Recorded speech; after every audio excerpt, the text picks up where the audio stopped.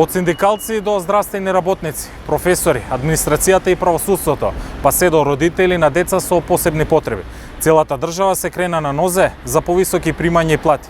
25 минути истражува колку е државата способна да ги реализира сите барања за повисоки плати од буџетот кој ги наметна новиот минималец во услови на економска и енергетска криза, но и воени превирања во Украина.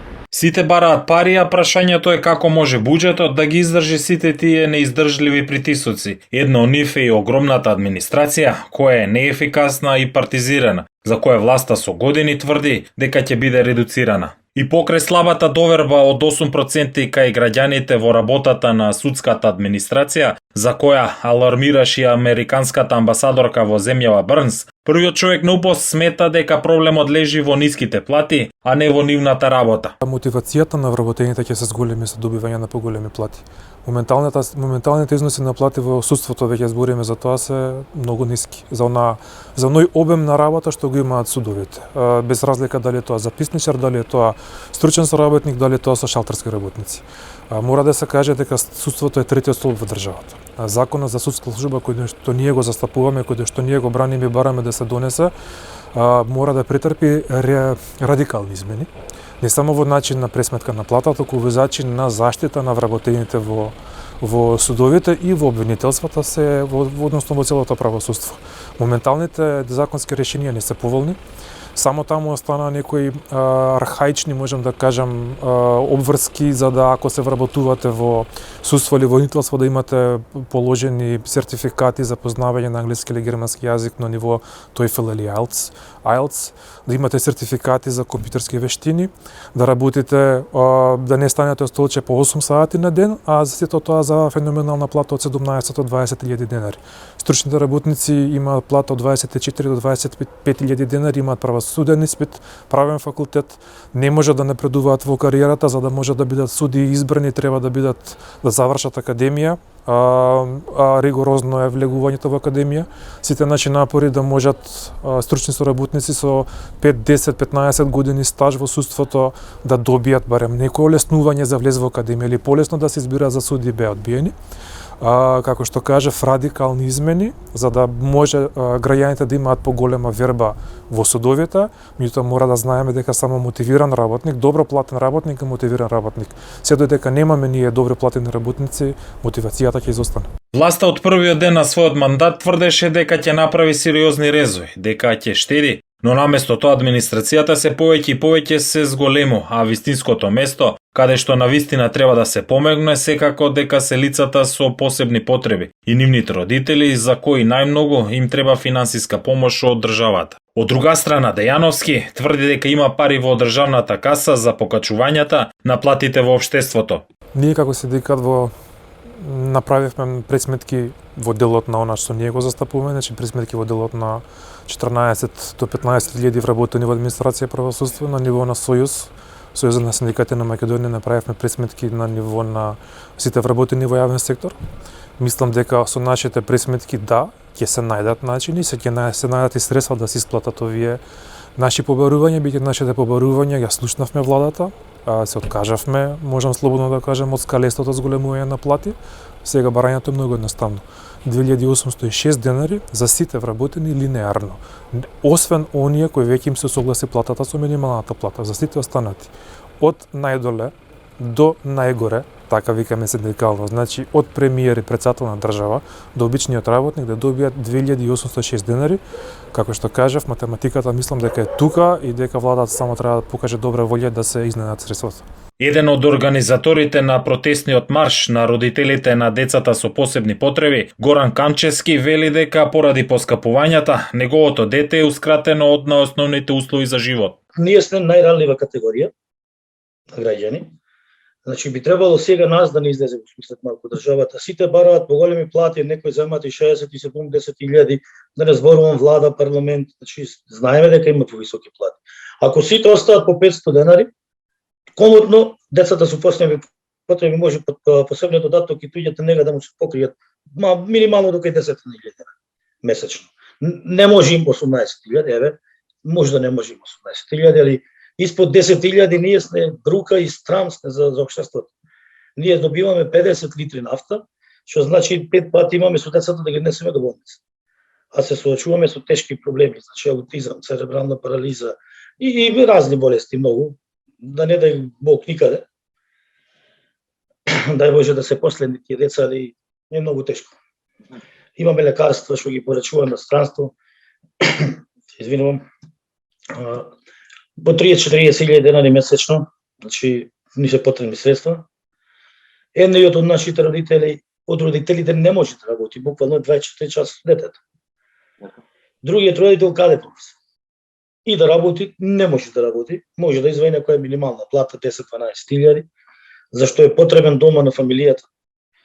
Имаме уште по едно-две деца дома заборавени, буквално се заборавени и ни се лутат, децата викаат само за брат ми одвојувате пари. Па тие пари што ги имаме се само за него, за никој друг нема.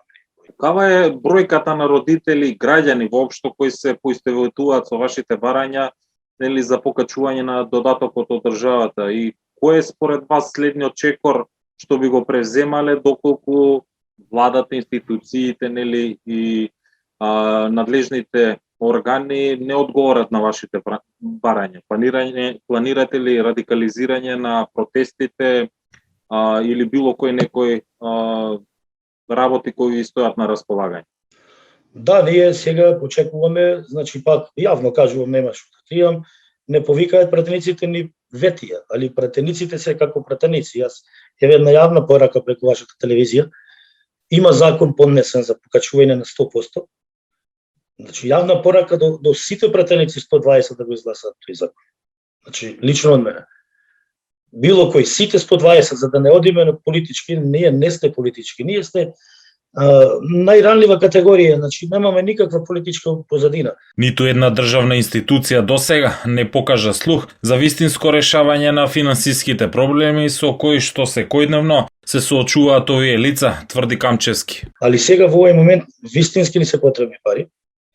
14 години уназад никој не ни покачи, освен пред 2-3 години, 2019 мислам, покачи ни беа од 4300 на 5000 денари, 5090 денари, посебниот додаток.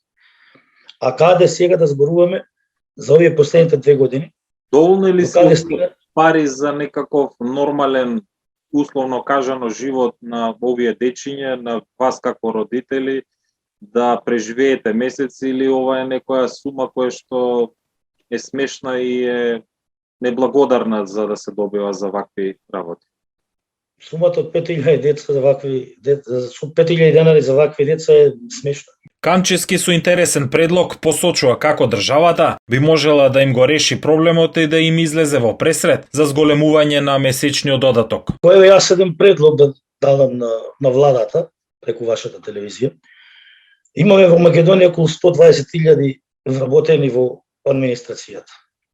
Ако веќе споменуваме криза, дајте кризата нека биде секаде, а од кризата сме погодени само ние. Значи, од цела администрација, ако сите одвојат по 500 денари од платата, и за нас ќе има некој дел да се покачи. Јас бар мислам дека е така, зашто ние немаме покачување 14 години. Семејствата кои што имаат дете со посебни потреби, разочарени и заборавени од државата, со скромен оптимизат гледаат на развојот на случувањата. Што очекуваме, не очекуваме многу, али барем по 10.000 да ни се покачи така посебниот додаток туѓата нега. Знаеме дека државата е во криза, нормална работа, али ние сме, кризата е моментално и чувствуваме само ние. Без сомнение, барањата на семејствата на лицата со посебни потреби се основани со оглед на актуелното драстично покачување на цените, но тоа не значи дека државата е подготвена да одговори на сите овие барања. Дали ќе има скалесто покачување на платите, многу ќе зависи од тоа какви кратења и планови ќе направи владата за предраспределба на финансиите.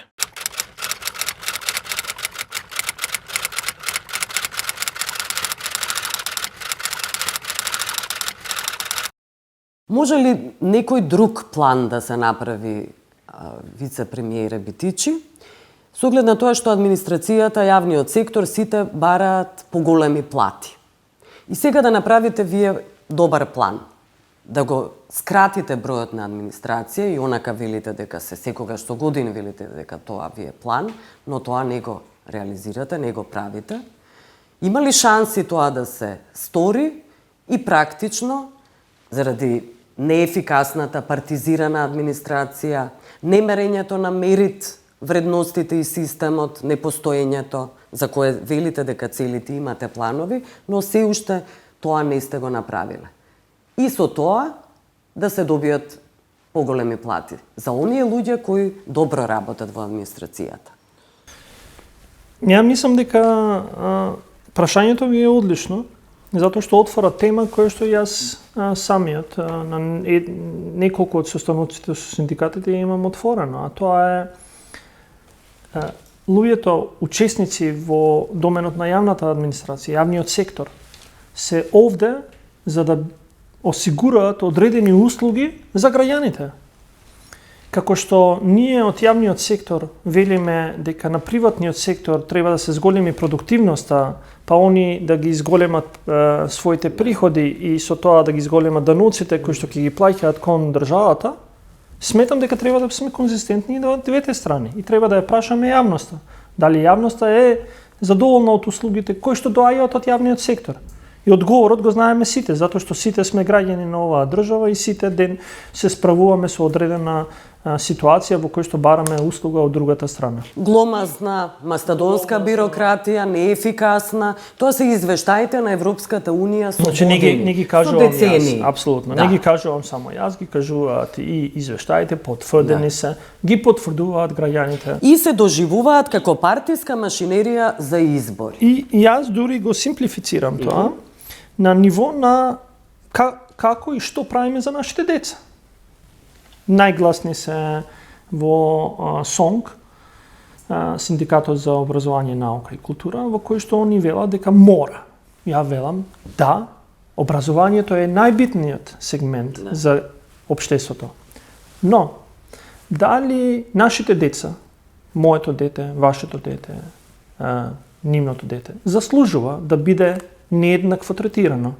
Зошто едно дете, кој што не одлучува за себе, туку ние одлучуваме за него, има можност да добие наставник во нормален клас од 15 деца, или ние имаме случаеви кај што имаме тројца наставници на 5 деца, и од друга страна имаме еден наставник на 45 деца. А што се криви тие деца да не добиваат еднаква услуга?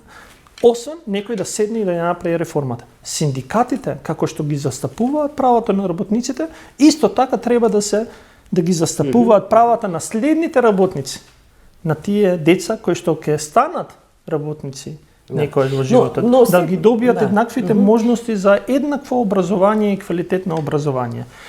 И тоа мора, ја велам, мора и е нужно сега да почне сегментот на реформа во јавната администрација. Но тоа е ваша задача. Вие сте извршна власт. Вие треба да го направите. Веќе е при крај Министерство за информатичко општество и администрација во сегментот на рационализација на институциите и тоа е првиот момент.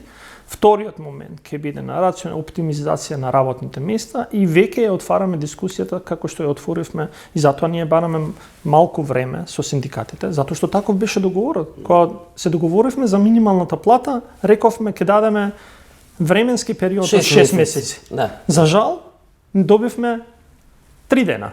Да.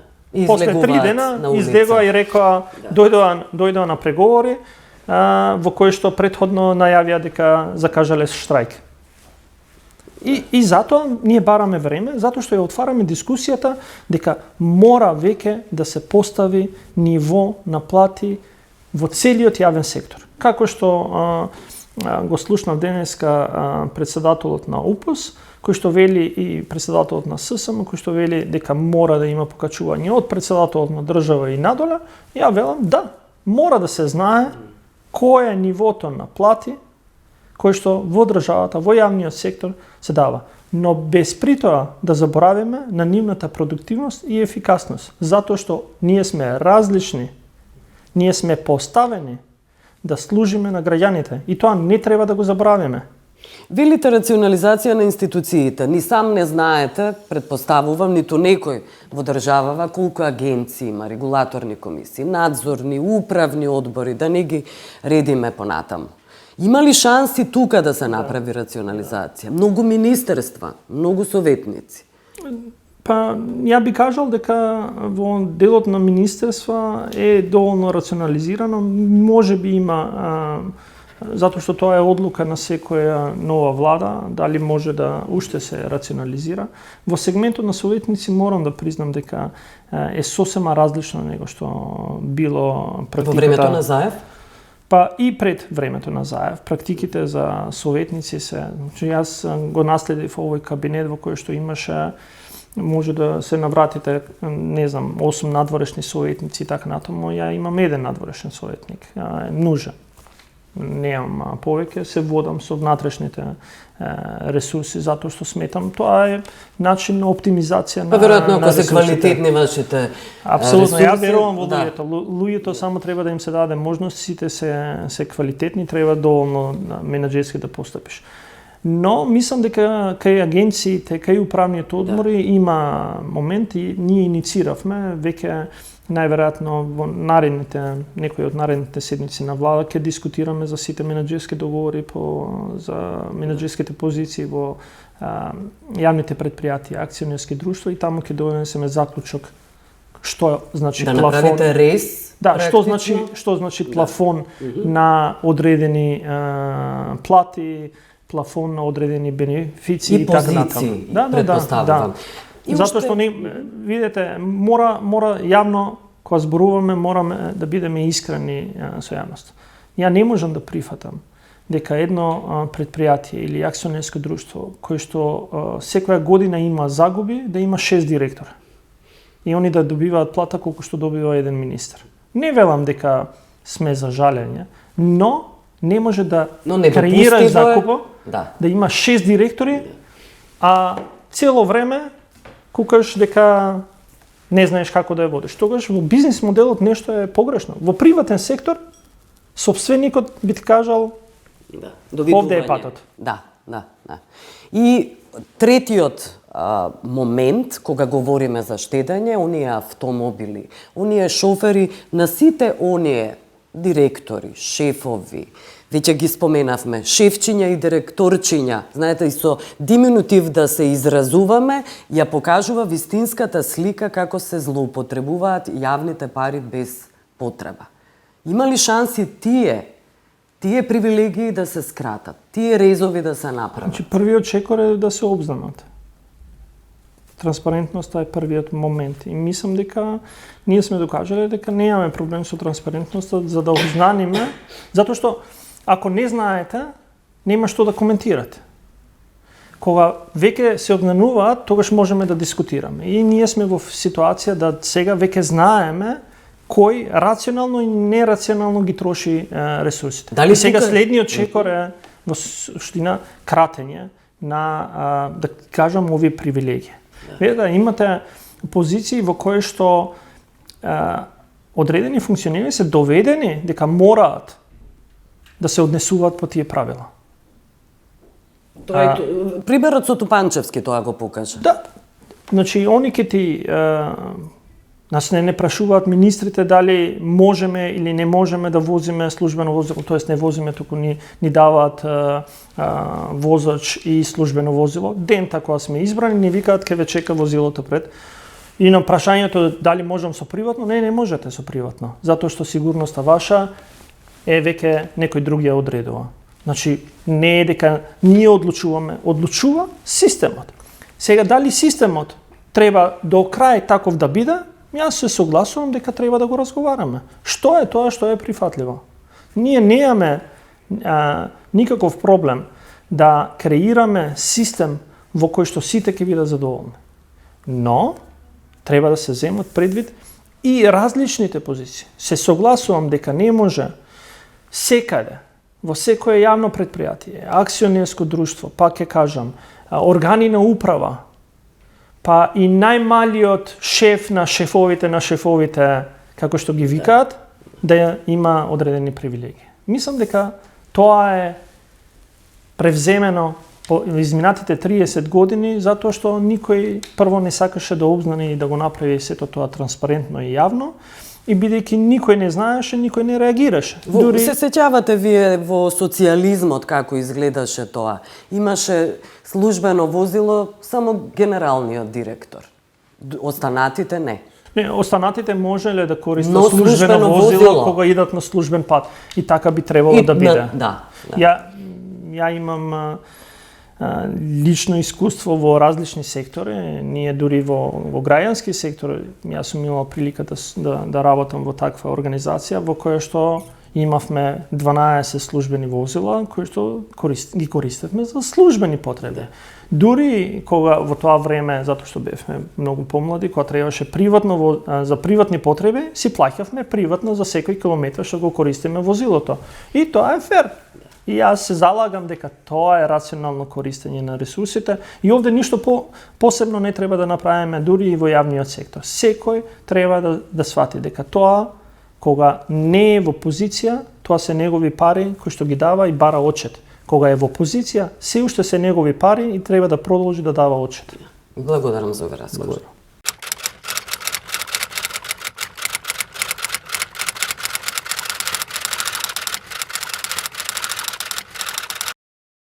Да, значи, ова е можеби најголемата криза во последните 30 години, социјална, економска, која што ја зафаќа Белгија како и цела Западна Европа.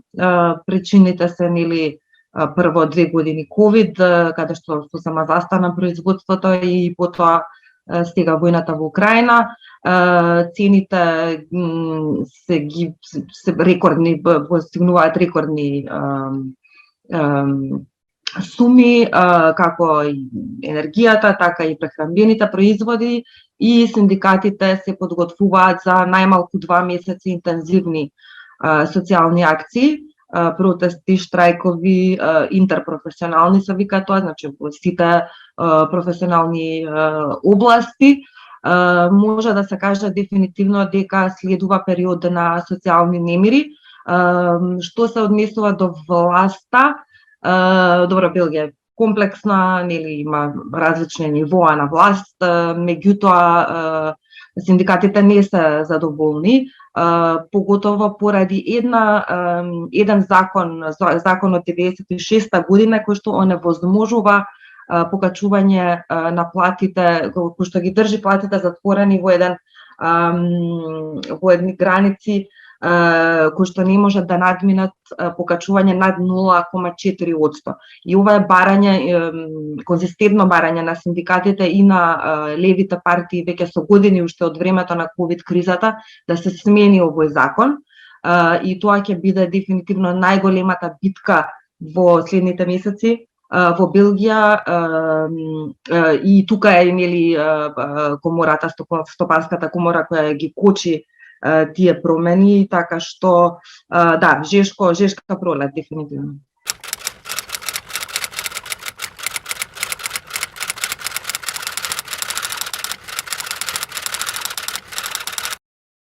Види, за сега не ги слушнале доволно, исто така и барањата за зголемување на минималната плата за сега не се слушнати, промената на овој закон, бидејќи проблемот е што има инфлацијата овозможува да се огромно зголемување на цените, огромно зголемување на кириите, а платите не следуваат.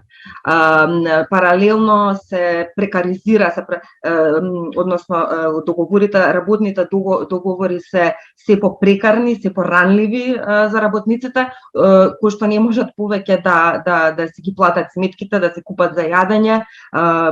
Според последна студија на синдикатите е утврдено дека се повеќе луѓе не можат да си дозволат да одат физички на работа затоа што не можат да платат превоз или да наполнат резервоар бензин за да одат на работа и земаат боледување затоа што едноставно не можат да си дозволат да платат за да одат на работа.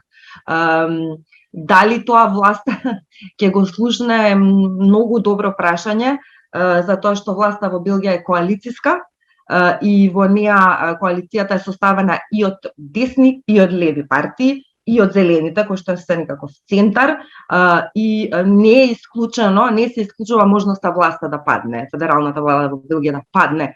Треба да се види како ќе се одвиваат овие протести и штрајкови.